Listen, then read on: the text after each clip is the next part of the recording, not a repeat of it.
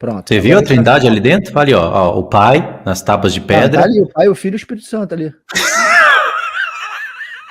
Ué, tem três, pô. Eu vou falar pra você, irmãos, não tem limite essa Trindade, ou forçação de barra. Parece pessoa que fala isso parece um padre católico. Em nome do Pai, do Filho e do Espírito Santo. Amém. Inspirai, ó Senhor, as nossas ações e ajudai-nos a realizá-las, para que em vós comece e para vós termine tudo aquilo que fizermos. Por Cristo, Senhor nosso. Amém. Santa Maria, Mãe de Deus, rogai por nós. Em nome do Pai, do Filho e do Espírito Santo. Amém. Deus me livre. Tanta glória para enxergar nesses testemunhos do Senhor. É a mesma coisa que você catar aquilo ali e jogar barro ali dentro, no testemunho do Senhor. Uma coisa tão linda. Vamos lá, vamos pegar então aí a Trindade aí que tá aí na frente da gente. Agora eu já tô até vendo 4 aí, porque são 2 pedras, mais um pau, mais um pote de ouro, daria 4, mas eles juntam a lei, né? As pedras é uma só, então dá Trindade. Ó, tem uma coisa, hein, irmãos? Tem uma coisa. A revelação de Deus é progressiva. Deus começou revelando um tabernáculo com uma arca da aliança e 2 querubins. E todos aqueles detalhes. No templo de Ezequiel, a revelação vai ampliar. Você vai ver que tem 2 querubins, né, Pedro, ao redor. E tem uma coisa ali. Só tem em Crônicas, isso que eu vou falar. Só em Crônicas. Debaixo dos querubins tem carros. Sabia, Pedro? Tem. Não sabia, né? Tá apavorado com essa revelação. Tem carros. Tem carros. Só em Crônicas que tem isso. A Arca da Aliança é um carro, cara. Tá vendo? É revelação progressiva. Aí depois Deus pega isso daí, Deus já falou para Moisés, faça conforme o modelo que você viu no céu. Aí depois ele amplia no templo de Salomão, e lá no templo de Isaías, ele dá uma visão já, serafins, a visão do céu. Mas lá no templo de Ezequiel, ele abre mais a cortina. Aí já tem detalhes. Aí depois, lá em Apocalipse, tá tudo descortinado. É muito top, cara.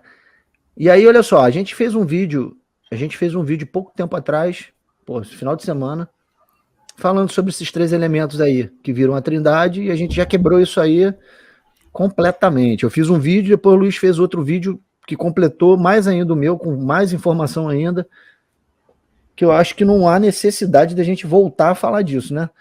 Que o maná escondido representa Cristo, a vara de Arão florescida representa o sumo sacerdote, que agora na lei aqui era só sacerdote, sumo sacerdote, segundo a ordem levítica, mas que apontava para o que o filho faria e quem ele se tornaria, um sacerdote segundo a ordem de Melquisedeque, um sacerdócio real, que essa vara aqui seria um cetro de ferro que regeria as nações com justiça.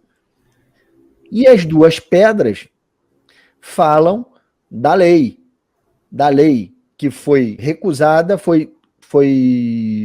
o termo não é nem recusado, foi rejeitada. A lei que foi rejeitada foi descumprida lá com o bezerro de ouro no casamento de Deus, no casamento no Monte Sinai, quando Deus, né, através das palavras do filho, das palavras do pai que era o filho, desposou a Israel, né, as 12 tribos, e casou com elas. E aí eles fizeram o bezerro de ouro, aquele troço todo lá que todo mundo já sabe. E aí aquilo que era para ser colocado impresso no coração do povo, no coração, na cabeça, na mente, no coração, foi escrito em tábuas de pedra. E tudo isso que está aqui, o maná que foi rejeitado, a vara que foi rebeldia e a pedra que foi traição da lei, tudo isso foi colocado no propiciatório como testemunho perpétuo às 2 casas de Israel. Isso aqui não tem nada a ver com Trindade, irmão, de maneira alguma. Foi o verdadeiro tiro nos pés do irmão que falou essa porcaria. Ele pegou uma arma e deu no pé dele, o tiro no pé, sabe?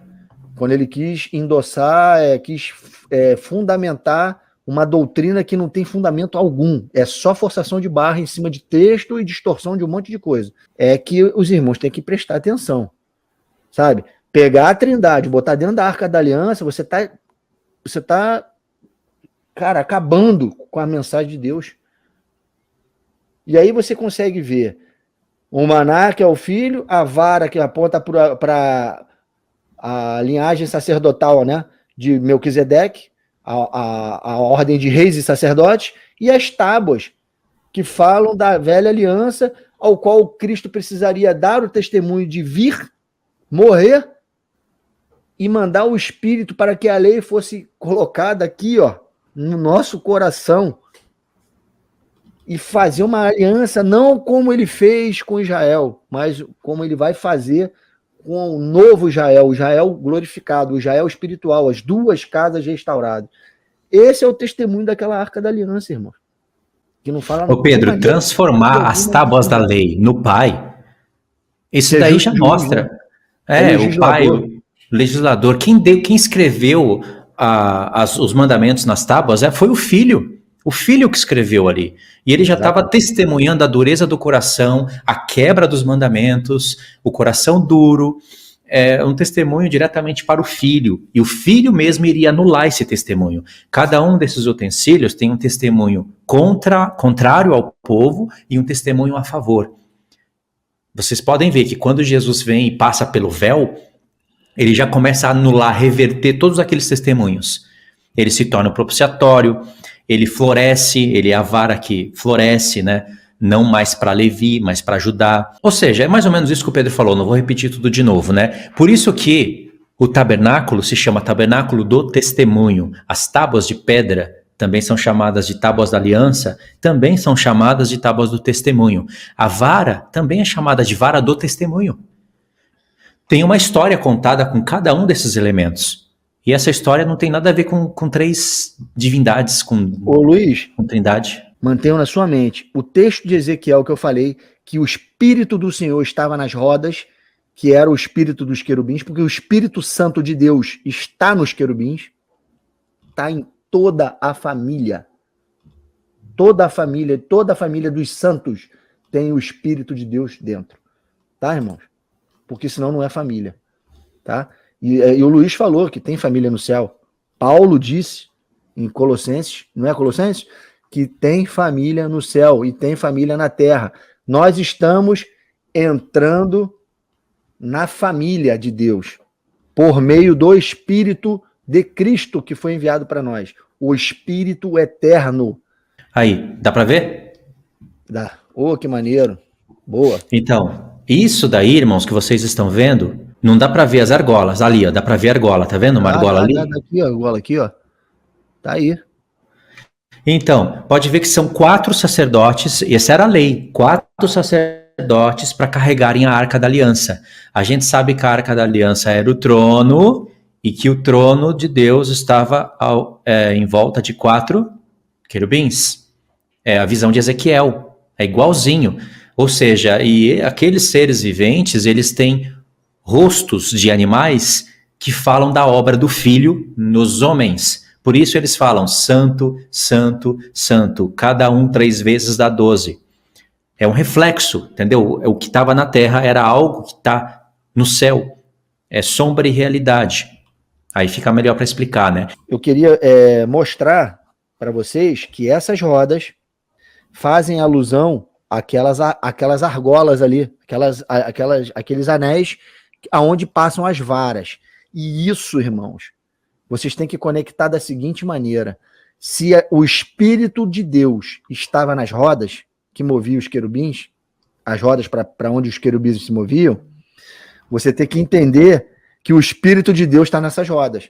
E ali, o Espírito de Deus está, se tem algum lugar para estar na Arca da Aliança, é nessas argolas, ao qual a madeira passa e conecta o homem de carne ao trono de Deus. Vou ler o que o irmão escreveu e vocês vão ver que sensacional que é isso. Isso é revelação, irmãos. Preste atenção. Tudo por meio de Cristo. Está falando do Espírito, mas está testemunhando do Filho também, porque foi por causa do Filho que o Espírito foi enviado.